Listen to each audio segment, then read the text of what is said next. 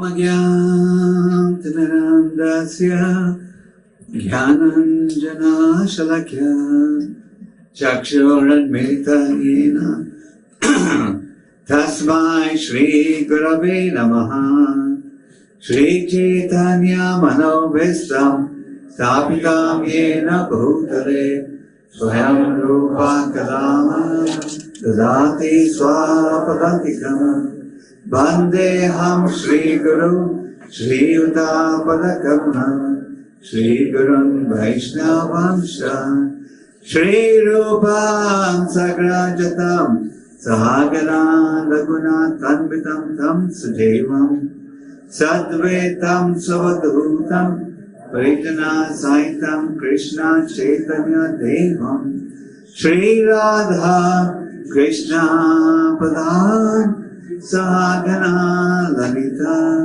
Shri Vishakhanvitam Sham He Krishna Karuna Sindhu Deenabandhu Jagapate Gopesha Gopika Kanta Radha Kanta Namostute Tapta Kancha Gaurangi Radhe Vrindavaneshwari Rishabhanam Sudevi Ramani Haripriye Jai Shri Krishna Chaitanya Prabhu Nityananda Shri Advaita Gadadhara Srivasadi Gaura Bhaktavinda Hare Krishna Krishna Krishna Hare Hare Hare Rama Rama Rama Hare Hare Hare Krishna. Hare Krishna.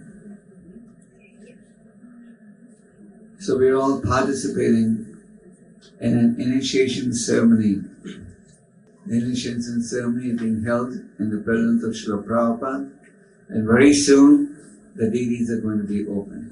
Initiation is an important element on the path of spiritual advancement.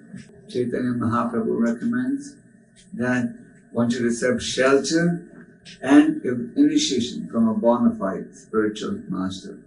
So, in the ceremony today, most of you are participating in the Harinam initiation, and some of you are participating in the initiation into the Brahmanical order.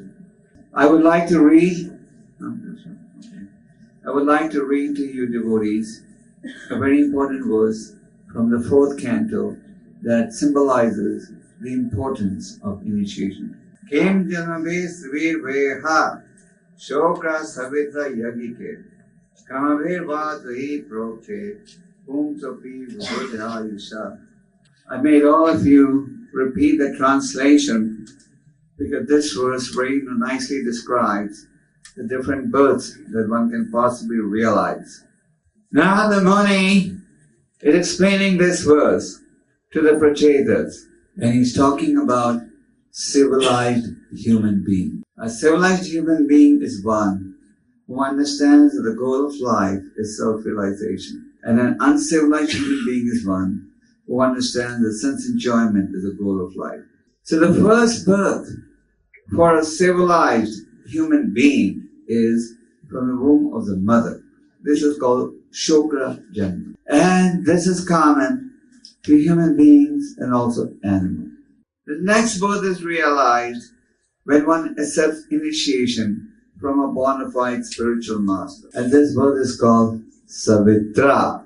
So most of you today are accepting a second birth known as Savitra Janma. Just like at material birth you get a name, at Savitra Janma you get a spiritual name. And the third birth is realized when you accept initiation in the chanting of the Gayatri mantra. Yagika Janma. In our Krishna conscious movement, one gets the Brahmin initiation after he has chanted the Hare Krishna mantra for a period of time, and he has obtained a certain level of spiritual understanding. Now the Muni further says that you may get the lifespan of demigods, but if you don't engage in service to the Lord, it is shrama evahi kevalam, simply a waste of time. Our activities may be mundane or spiritual, but the ultimate goal should be to please the Lord. Some of us may be studying, some of us may be working outside, But the goal of all these activities should be to please Krishna, the Supreme Personality of God. So I hope that all of you who are accepting initiation today will take this initiation process very seriously. Brahmanda Brahmida Kono Bhagavanaji, Guru Krishna Kripa Pai Bhakti Lata Beach.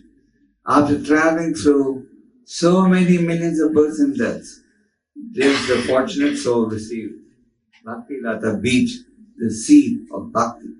As Chaitanya Mahaprabhu explains, this Bhakti Lata Beach has to be watered. And how do you water it? You water it by regular chanting of the holy names of Krishna. Therefore, everyone who gets initiated into the Krishna conscious movement and everybody who is desirous of getting initiated has to have a record of having chanted the Hare Krishna Mahamantra 16 full rounds at least for a year's time. There's so many organizations where you can walk in and get initiated and then walk out. But in a Krishna conscious movement, you have to have a record of having successfully chanted. In the initial stage, we tell everyone, Father Lusta Pasure Hare Krishna, please chant Hare Krishna. But as the person advances, he understands that the chanting will be more effective if he avoids certain offenses. He understands that if I commit offenses, my chanting's potency will be limited. Therefore, every morning in all our ISKCON temples around the world, every devotee is reminded of the 10 offenses. Bhau janma kare yadi shravana kirtana tabutana paya Krishna pade premadhana. One may go on chanting the holy names of the Lord, birth after birth. But if he is committing the 10 offenses, then he will not be able to develop love of God. So just accepting initiation will not suffice unless we learn the importance of chanting our rounds attentively.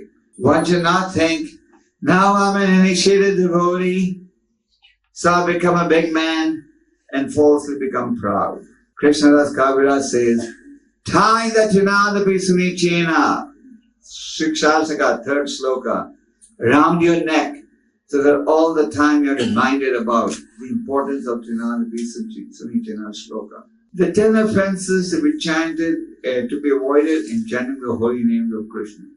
The more attentive we are, the greater will be our ability to avoid these offenses. The first offense is to blaspheme those who have dedicated life of propagating the holy names of the Lord. One should avoid Vaishnava Aprad. Vaishnava Aprad eventually catches up. Do not think you can commit Vaishnava Aprad and escape the reaction. Sometimes the reaction takes time. Just like if you commit a sinful activity, it doesn't necessarily follow that you get the reaction instantly. Based on your past karma, the result may have to wait. So if we commit Vaishnava Aprad, that is very dangerous for spiritual advancement. We should avoid blaspheming Vaishnavas, especially senior Vaishnava. One should be respectful to even the tiny ant. That is Vaishnava culture. Just like last night I was explaining, Chaitanya Mahaprabhu said, one should by his words and action not be a source of anxiety to anyone. If we have a constructive criticism to make, a constructive suggestion, we can do it in a nice Vaishnava way. Yes, so we should avoid Vaishnava Aprad. Then the next is to consider demigods to be equal to or independent of the holy names of Lord Vishnu. This is not a big problem in your country. It's a big problem in countries like India, because people are led to believe that all gods are one. Who are the demigods? Empowered administrators. We give our love and respect to Krishna, but at the same time we recognize that the demigods are also devotees of the Lord. So we are respectful to the demigods, and we clearly understand that the demigods are getting all their power from Krishna, the Supreme Lord. Next is to disobey the instructions of the spiritual master. I was explaining this point last night. Who is the spiritual master? The representative of the Supreme Lord. The representative of the previous Acharya. What is his business? To just transmit to you what he has heard from his Guru. And transmit the message as it is, without any distortion. So the desire of the spiritual master is You see, all disciples make spiritual advancement, and the instructions of the spiritual master are all aimed to bring that result. I was explaining how by serving the spiritual master, the menial servant, one makes spiritual advancement. Chaitanya Mahaprabhu, Ishvara Puri was blessed by his spiritual master Madhavendra Puri that you become an instrument for spreading Krishna consciousness all over the world. You mind opening that door? We'll get some fresh. So, in the second chapter of Bhagavad Gita purport, Thakur Bhaktivinoda says that just like one can't separate the body from the soul, a disciple should not separate his life from the instructions of the spiritual master. So, the instructions of the spiritual master should be a guiding spirit. Prabhupada dedicates the Srimad Bhagavatam to his guru and says, he lives forever by divine instructions and the follower lives with him. Prabhupada used to tell us that never for a minute he felt that his spiritual master was not next to him. So one should always associate with the instructions of the spiritual master, and thereby he will feel the presence of the spiritual master. When the spiritual master wants a glass of water, give him water and not milk. And consider oneself to be insignificant food in front of the spiritual master. Then, when the deed is open, I'll just take a 1 second break. So Prabhupada dedicates the first canto of the Srimad Bhagavatam to his spiritual master and says, he lives forever by divine instructions and the follower lives with them. So we should meditate on the instructions of the spiritual master. Sometimes the instruction of the spiritual master may be a little painful. Just like Krishna explains in the 18th chapter, 3 types of happiness. Happiness in mode of goodness, passion, and ignorance. Happiness in the mode of goodness is, which in the beginning may be bitter, and later becomes sweet, and which wakes you up to self-realization. So, the instructions of the spiritual master initially could be sometimes painful. Just like a child who's used to sucking the thumb. When the mother tells him to stop sucking the thumb, he cries a bit, but later when he gets older, he appreciates that he was able to give up this bad habit. So the instruction of the spiritual master should be the basis of all our activities. Next is to not have full faith in the Vedas. The Vedas are compiled by the Lord in his incarnation as Vyasadeva. And the Vedas represent Sanatana Dharma, or the eternal instructions for humanity. At no point should we think that the Vedic message now is outdated or not relevant to modern 20th century. The Vedas contain eternal wisdom for the entire humanity. The modern materialists may criticize, but as devotees we have to have firm faith in the words of God.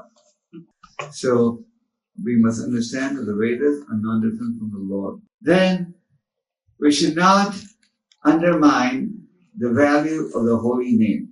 Nor should we give some interpretation to the chanting of the holy name. We must have full faith that the chanting of the holy name by itself is enough to help you to develop love of God. So this chanting of the holy name is all that we need for going back to God. We should not commit sins on the strength of chanting. In every initiation ceremony, Prabhupada used to say, this is the most serious of all offenses. Don't think now that you're initiated, you have a license to any type of offense. One should be very careful. One should not commit sins on the strength of chanting. A devotee doesn't want to be a burden on the Lord even for a minute. A devotee doesn't want to take service from the Lord. Rather, he wants to serve the Lord. So we should avoid committing sins on the strength of chanting. You may tell everyone to chant the holy name, but the deep meaning of the holy name may be revealed only after the person has developed some element of faith. To maintain a material attachment, even after chanting the holy names, is also an offense. When you come to Krishna consciousness, to give up on material attachment. And if you maintain material attachments, then your spiritual progress will be very slow. So giving a material attachment, the time goes by. And you can give up material attachments by being positively engaged in service. Vishwanath Chakravarti Thakur has explained that this term offense has another meaning also. And that is that one should not be inattentive while chanting. The Lord is so kind that He is incarnated in the holy name. And the holy name, by Chaitanya Mahaprabhu's mercy, is being distributed freely to everyone. We don't ask you to pay any money to get the holy name. This is what have respect for the holy name. One of the meditations of the devotee is on the glories of the holy name. So please be attentive when you chant. Your most important duty is to chant your 16 rounds attentively. Not just 16 rounds in a day, but 16 attentive rounds. And definitely you shouldn't chant toes are crooked. Just like once a father told his son, chant 16 rounds. Son said, no, I don't want to chant. But then to please his father, he agreed, okay, he chant. So the father asked him, are you chanting your rounds every day? How do you chant so? He said, it's very simple. I chant the whole mantra on the first beat, and in the others I just said, toda, toda, toda. So we don't want you to chant toda, toda, toda rounds. Don't be anxious to complete your rounds, but be anxious to chant them attentively. Why is it that some people make more rapid advancement than others? Is it just by accident, or is there some plan? Is a reason. Those who are making rapid advancement are those who are with faith carrying out the instructions given by the Guru Parampara as it is handed down by the Guru. The Guru is just a postman who is working for Krishna and the Guru Parampara, who considers himself to be a servant of the Guru Parampara and Krishna.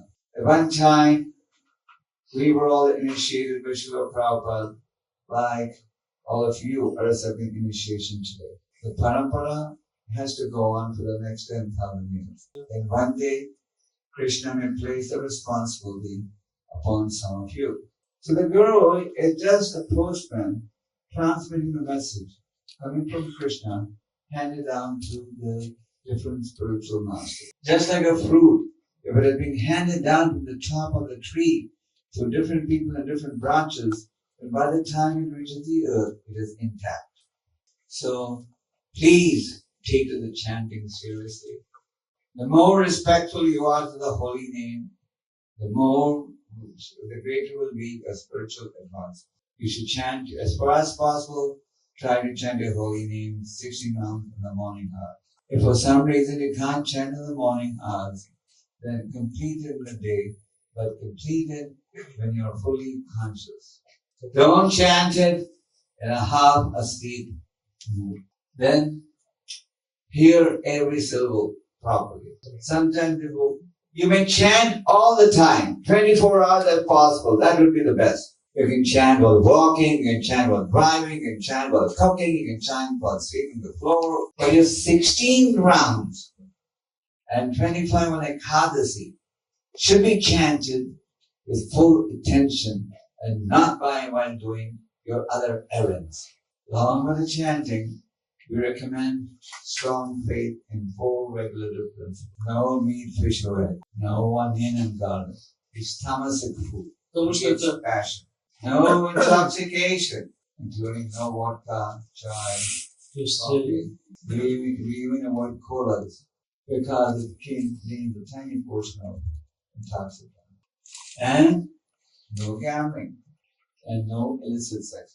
We have in human society and in a Vedic society a system of marriage. Grihasthas should live according to regulative principles, which are explained in Prabhupada's book. Now, when you have to follow these instructions, as I said earlier, they may be a little painful, but ultimately they will be the source of unlimited bliss. In addition, every devotee is advised to read regularly. You Russian devotees are very fond of reading. Read regularly. Reading will give you strength, tonic, vitamin. Those of you who live away from the temple should regularly visit the temple in your area and support the propagation of Krishna consciousness. Personally, I would be very disheartened if you devotees who live outside after initiation do not increase your service to the local temple. When we chant the Hare Krishna mantra, we are praying, please, Krishna, give me service. And when Krishna gives service, we say, please bring it. И это нехорошо. If there's a will, there's a way. And help in the preaching of the Lord Chaitanya's message. Those of you who live outside can become an instrument in expanding the Namahat program. So help in the preaching to the extent you can. Those of you who are receiving initiation, the chanting of the Gayatri mantra, must always remember the qualities of a Brahmana that are mentioned in the 42nd verse of the 18th chapter. Don't become proud because you become a Brahmana, but always retain the mood of humility. Samodhamatapo socham gyashantarajam evacha jnanam vijnanam astikyam brahma karma svadhyam. That the Brahmana should be peaceful. You will be well versed with knowledge. So, these Brahmanical qualities, there's some of them, must be applied in our dealing. Brahmins are considered the head of society. Just like the head is the most important part of the body, the Brahmanas are supposed to be the most important parts of the society. So please be very tolerant. We should be idle Brahmanas. Be clean. Вы должны быть чистыми. Cleanliness is very important. And please become well versed in the scriptures. I hope all of you who are taking Brahman initiation have passed the Brahmanical test. I would love to see your Brahmins as instruments in spreading Lord Chaitanya's message. In ISKCON, we don't produce caste Brahmins. Caste Brahmin means that I just say, I'm a Brahmin, now I'm superior to you. But I don't act like a Brahmin. You should act like Brahmin. Śrīla Gopāl Kṛṣṇa told Haridas Thakur, some preach nicely, but do not practice. Some practice, but do not preach. But you are simultaneously doing both. And those Brahmanas, those who get Brahmin, should as far as possible also do some element of deity worship. You can keep doing your regular service, book distribution, but whenever you get time, also do some deity worship. And the devotees must recognize the unique organization of ISKCON, in which Śrīla Prabhupada is the founder Acharya, the eternal guide of this Krishna conscious movement. Everything we do is based on what we've learned from Śrīla Prabhupada. Prabhupada appeared to help realize Lord Chaitanya's message. In the ISKCON society, we have the spiritual master, we have spiritual uncles, cousins, all living under one roof. So we should be very respectful to all the Vaishnavas, especially the senior Vaishnavas, and always remember, Chinanta Visamijena Tarora Visnashna, Avani Namanadina Kirtana Visarahi, a guiding spirit. Hare Krishna. Hare Krishna.